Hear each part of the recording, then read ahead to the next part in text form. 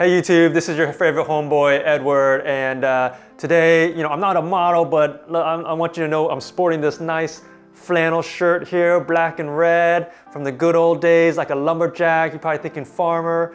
Thanks, Woo family, for getting this for me for Christmas. Well, today I'm gonna talk to you about the good old days of when I bought this commercial investment property, my first one and only one that I have.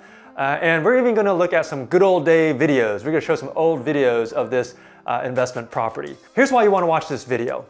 This investment was quite a big purchase for me, and I was able to use a few creative ideas to help me afford it. So if you're in the same boat, if you're just starting out and buying your first investment property, or you just wanna accelerate your timeline to buy your next one, then you wanna stay tuned and watch the rest of this video because we're gonna show you how.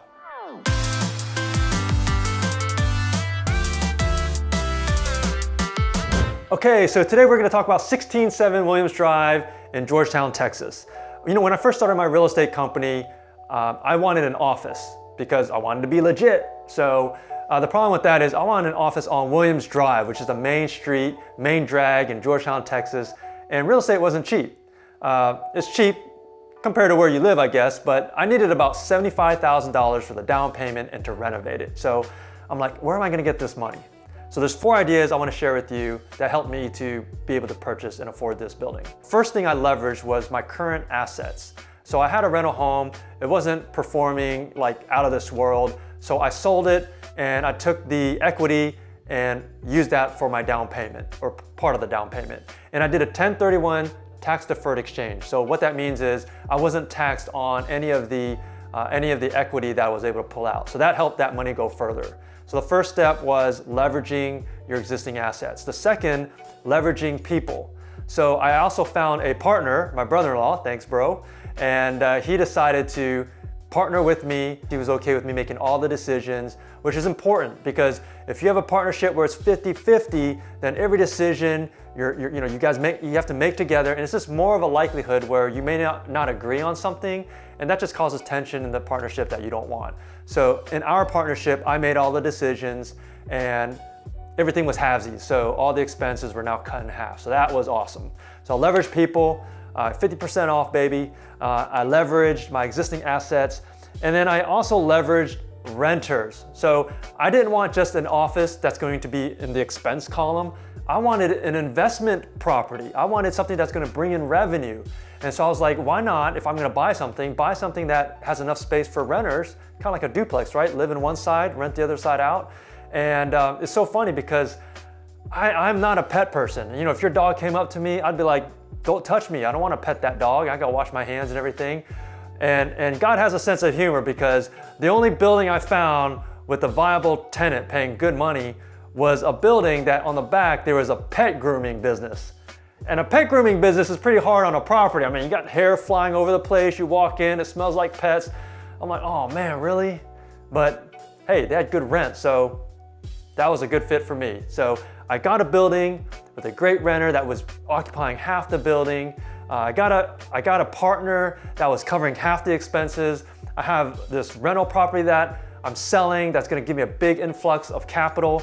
And then the last thing to leverage, right there, baby, leverage your muscles. So, I didn't have any skills with fixing things, but I could swing a hammer. I could at least save some money and, do the demo work myself. And it's not that easy because, the first 3 things, those were easy. I could talk about those first 3 things, and it could be kind of boring. But why I wanted to share with you some of this old video is because it's the 4th thing. It's leveraging your muscles, your sweat equity. That's what I was nervous about. That's what I was scared about.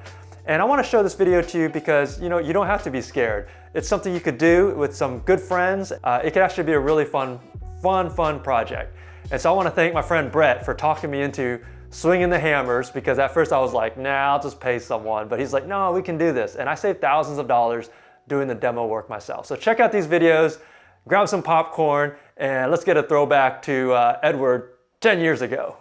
Hey, this is your favorite homeboy, Edward, and this is day 1 of demolition for the future brokerage. I'm standing in the break room, and hopefully by the end of the week this will look completely different. My friend Brett Gottlieb's on Hello. And he's going to be helping me and guiding me through the process. So stay tuned, and you'll be seeing some demolition pictures on the blog soon. Thanks. Yeah, baby. Get some. Get some. That's the inside. That feels good. Should have brought earplugs. Alright, this is your favorite homeboy, and this is the first injury for the demo. We got down one bathroom, and one of the mirrors gave me a little cut here, so good doctor here is going to stitch me up. Oh, maybe give you a little warning, maybe graphic. Don't look at this video for the next one minute. But anyways, it's all in God's timing, so once I get patched up, we'll be back at the demo work and finish up the bathroom. Alright, we'll see you later.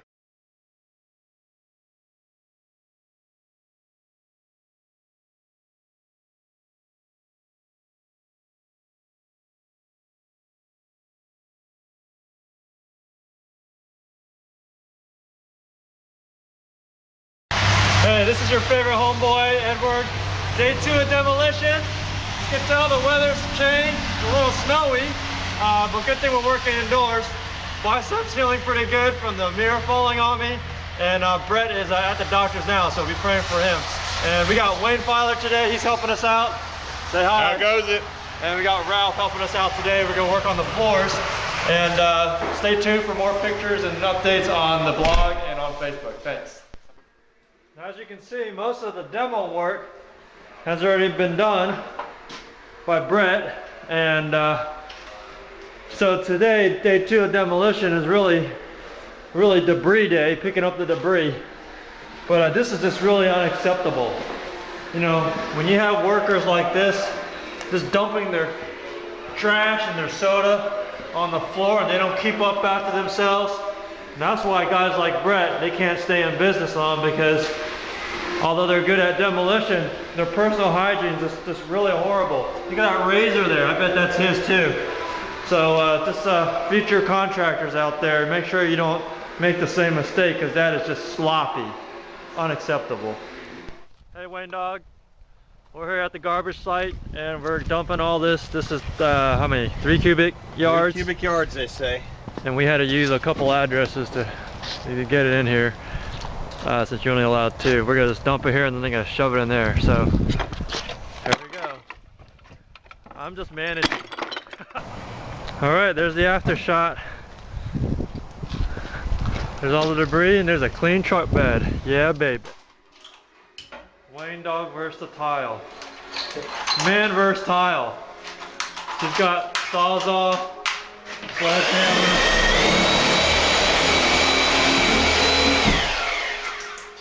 We're trying everything here.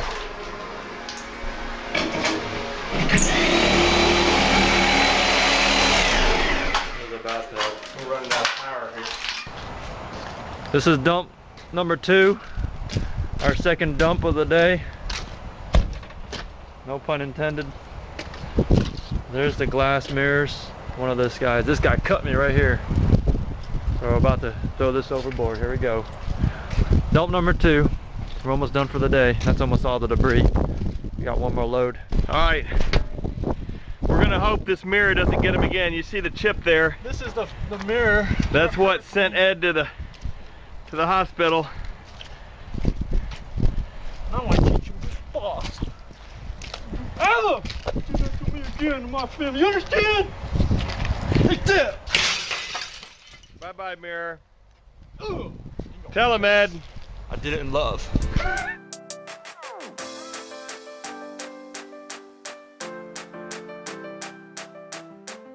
All right, I hope you enjoyed these videos of day 1 and day 2 of demo. Please comment below and let me know if you had a demo that went well or didn't go well. Stay tuned for part 2. You know, we're gonna talk about the trickiest part of the demo, and it was very unexpected. We're also gonna go into some numbers of the investment and look at some post-renovation photos, so it's gonna be really fun. Please do me a favor, help me share this channel with your friends. You can do that by subscribing, hitting the like button, and sharing this link with others. This is your favorite homeboy, signing out.